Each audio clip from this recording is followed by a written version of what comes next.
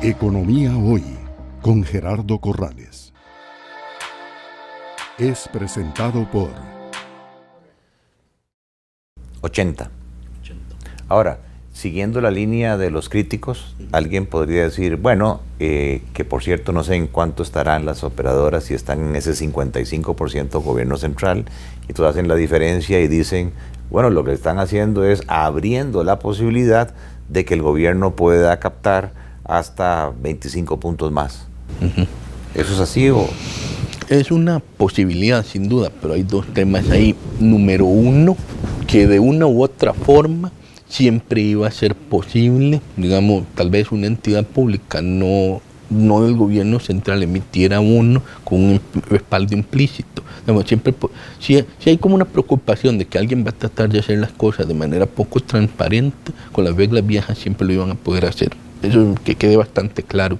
Más bien, este nuevo límite es más transparente, en el sentido de usted no se puede esconder en ningún lado, el sector público es uno, y gestione su cartera en todo el sector público. O sea, que una entidad autónoma antes podría hacer emisiones y a su vez comprar títulos de gobierno. Y jugar algo así, exactamente. Teóricamente eso hubiera sido posible. Habría que ver las leyes particulares de las entidades, pero no descarto que algo así pudo haber ocurrido si hubiéramos seguido con esta estructura. Ahora, en el esquema actual es más transparente porque el sector público es uno, pero más allá de eso hay un tema de que a veces da la sensación de que los críticos creen que las operadoras tienen la plata en una cuenta corriente o algo así, y no, ya está invertido el dinero, y ahí es donde entra la supervisión de la SUPEN. El nuevo reglamento genera una responsabilidad de gobierno corporativo. Imaginemos que una operadora de repente quiere comprar mucho más del gobierno. ¿Qué va a tener que hacer? Tiene que liquidar las posiciones que tiene o esperar a que venzan, acumular un montón de líquido y después comprarle un montón al gobierno. Un proceso así no va a pasar desapercibido para nosotros. Y nosotros vamos a llamarle y decirle dónde está su justificación. Eso es en cuanto al stock. Y el marginal, ¿cuánto flujo anual le llega fresco a las operadoras para decir, bueno, ese 80% del flujo marginal podría ser? Sí, bueno, eso es interesante. El flujo marginal adicional, digamos que para darle un número fácil de entender, digamos que sean $1.000 millones adicionales. 1.000 millones. Ajá, pero hay un tema interesante ahí. Antes, como el límite por sí era 55, entonces casi que automáticamente agarraban de los 1.000 millones 550 y lo invertían en gobierno, más otro 150 que casi siempre invertían en autónoma. Entonces, de un solo ya iba 700 millones de los 1.000 millones, sin tener que dar ninguna explicación, porque es supervisión basada en cumplimiento. Si yo llegaba y le decía, ¿por qué estás comprando tanto en gobierno? Usted me autorizó. El límite es tanto, yo puedo comprar hasta el límite.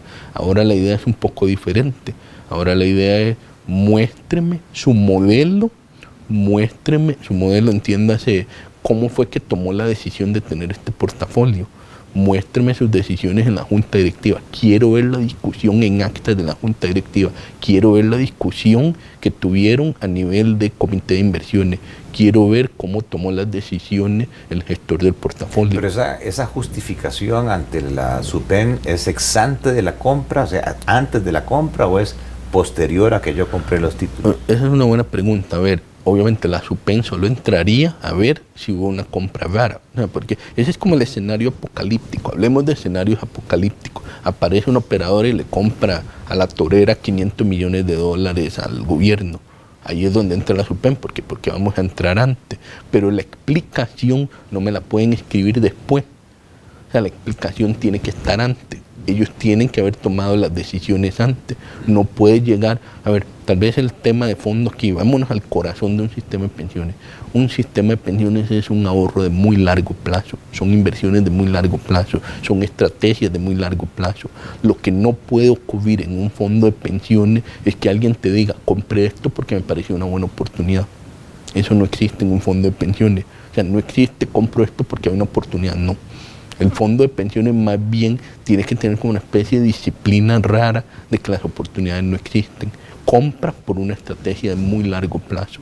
Algo que es solo porque, mira, me salió esta oportunidad, la voy a comprar. Si quiere hacer eso, hágalo en un fondo de inversión o hágalo con su plata personal, pero no lo haga con un fondo de pensiones. Tanto así que la explicación ex ante, nosotros acá en la SUPEN la codificamos en el reglamento de gestión de activos de una manera muy particular. Cambiamos significativamente, y ese es uno de los artículos, creo que el 85 del reglamento del EBGA, que dice de manera muy explícita, habrá un folleto de información al público general. Y ese folleto de información tiene que contemplar todo esto que le estoy comentando. Claro. Tiene que decir cuál va a ser la estrategia de inversiones de la entidad y por qué. Y el apetito de riesgo que tiene, por qué está dispuesto a asumir ciertos riesgos y no otros. O sea, por ejemplo, ahora, habiendo ya la Sala Constitucional dándole visto bueno al expediente 20.580, la Ley de Fortalecimiento de las Finanzas Públicas, una operadora de pensiones podría justificar en decir, yo creo que ahora el riesgo es manejable, tengo aquí información sobre la forma como el Ministerio de Hacienda va a cubrir su problema de liquidez y me están ofreciendo, como es la realidad, títulos a 3 años plazo con unos rendimientos en dólares del 9%, y yo veo la relación riesgo-rendimiento y digo, voy a invertir más en ese título, en beneficio de mis afiliados. A ver, ahí hay que tener un poco de cuidado, porque las decisiones estratégicas no van tanto por ahí, van más por la naturaleza del fondo. Entonces, por ejemplo, voy a exagerar un poco, pero tal vez para darme a entender, suponga que usted tiene un fondo muy lleno de gente muy joven. Y entonces, ¿qué es lo que pasa?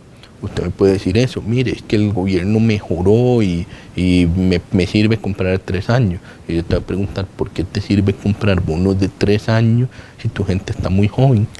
3 años no es un plazo largo. Bueno, entonces es diferente.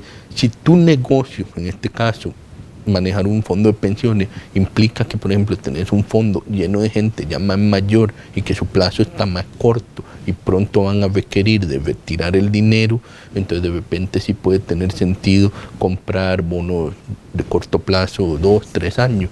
Pero en realidad, parte de lo que a mí me tenía preocupado como superintendente es que si usted ve la estructura de inversiones, en verdad es una estructura de inversiones a muy corto plazo.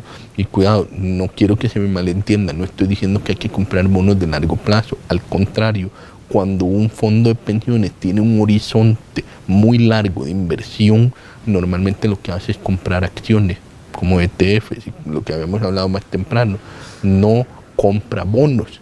Esa es una confusión muy grande y creo que es importante que lo entiendan sus seguidores. Cuando uno habla de plazos largos, en realidad lo que compran no es bonos, se compran acciones. Es presentado por Economía Hoy, democratizando la educación financiera.